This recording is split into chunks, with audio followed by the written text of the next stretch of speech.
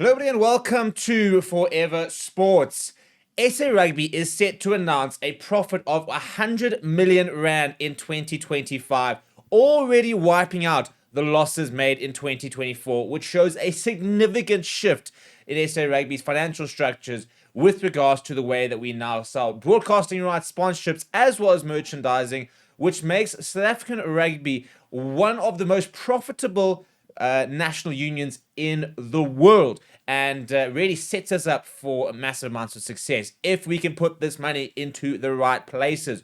We are talking about funding our top four sort of URC sides, a full funding model for them as they've been receiving. We're talking about being able to pay for all the Springboks structures, as well as programs like redeveloping the women's program and creating a professional women's program, funding the under 20s, funding the sevens programs, as well as other grassroots developments. And right now, you talk about having 100 million rand profit.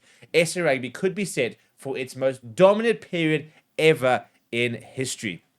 Before we get into it, please do smash the like on the video. Please do subscribe to the channel as well. Let's have a look at what is plotting, shall we?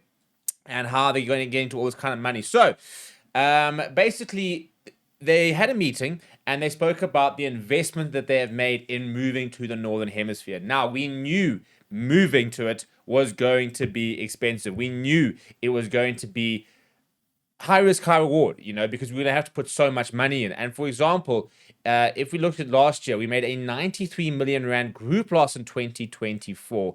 And a lot of that is paying for the URC, the EPCR, and the likes of that. But that deficit has basically already almost been wiped out due to the strong start we've had in 2025. What has changed? Sponsorships. That Pick and Pay sponsorship, the F&B sponsorship, huge money coming into the box. The Monster sponsorship as well, and new broadcasting rights.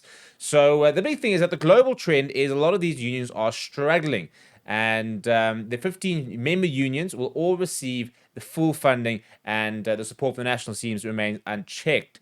This is what's quite interesting over here. In the last reporting cycle, other federations had lost as much as 913 million rand, with 5 other tier 1 nations reporting losses of between 588 million rand and 181 million rand. The next best performance of South Africa was a loss of 126 million rand. That's what they told the different unions at the meeting itself. They said that apparently the investment to participate in the URC and the EPCR cost a net total of 124 million rand in 2024. Now, for example, we're kind of almost netting that as profit, in terms of SA Rugby. In terms of what he had to say, he said, Rian Oberholzer said, "We have been investing in the long-term future of South African rugby to become full members of the URC for the best part of 8 years. It has come at a significant cost to the sport, but there is no doubt that it has been the right thing to do." He said, "Once we fulfill certain membership obligations this year, we will begin to reap the on-field and off-field reward of such investments. If we had not undertaken this journey, we would have been reduced to playing only domestic competitions while taking on the unusual cost of our investment into URC and EPCR."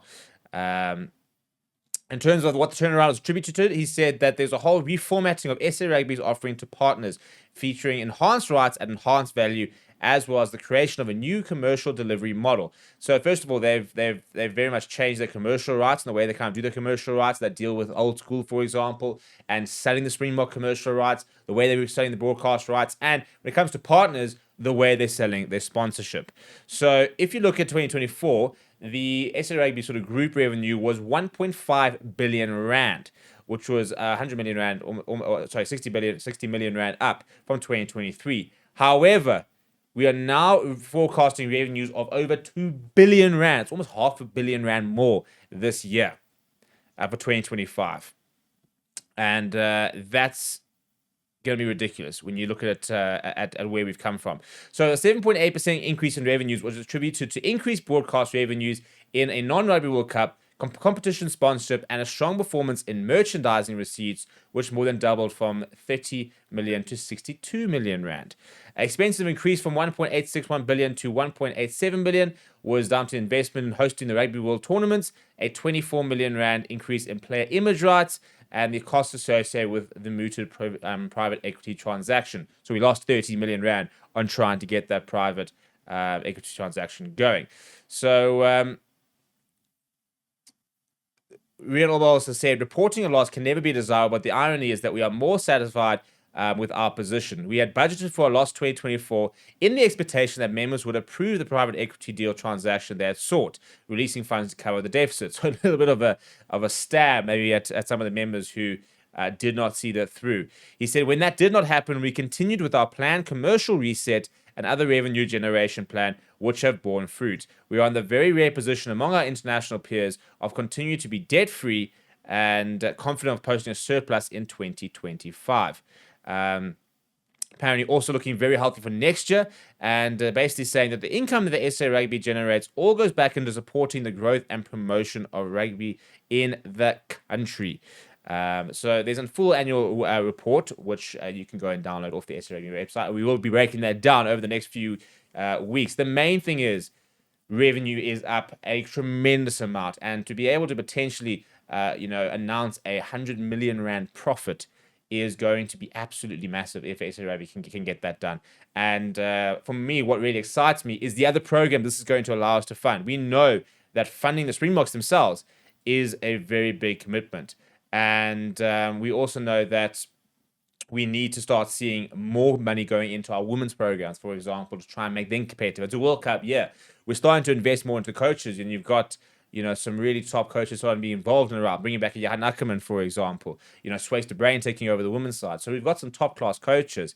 We now just need to start seeing the results. And basically, we're now putting in the structures and the foundations to dominate at every single level across every gender. And that means that we're going to be hopefully dominating, under 20 championships soon, or at least competing and winning them. We want to be able to make sure we're competitive, top 5, 6 best teams in the world when it comes to our women's team, as well as our sevens team. How do we continue making sure that our varsity cup structures, for example, and those structures continue to produce players like Ntokozo Makaza, who this morning was named in the Springbok squad without having played a professional game of rugby, going to show how high the standard of varsity cup is. How do we ensure our schoolboy rugby continues to be as strong as it? How do we promote our club rugby? And this is the thing, 100 million rand, that's a lot of money to play with. You can start doing things and projects and funding programs that can make us really, really unstoppable. We are so well set to launch for 2027. We've got everything we need. We've got money in the bank. We've got players. We've got coaches. We've got the IP. It's now just about getting the cogs working in the right way. That's going to produce another, hopefully, World Cup winning performance. What do you think? Let me know down in the comments below. Smash the like on the video. Subscribe to the channel as well. Thank you very much for watching. My name is Steve. I'll chat to you soon.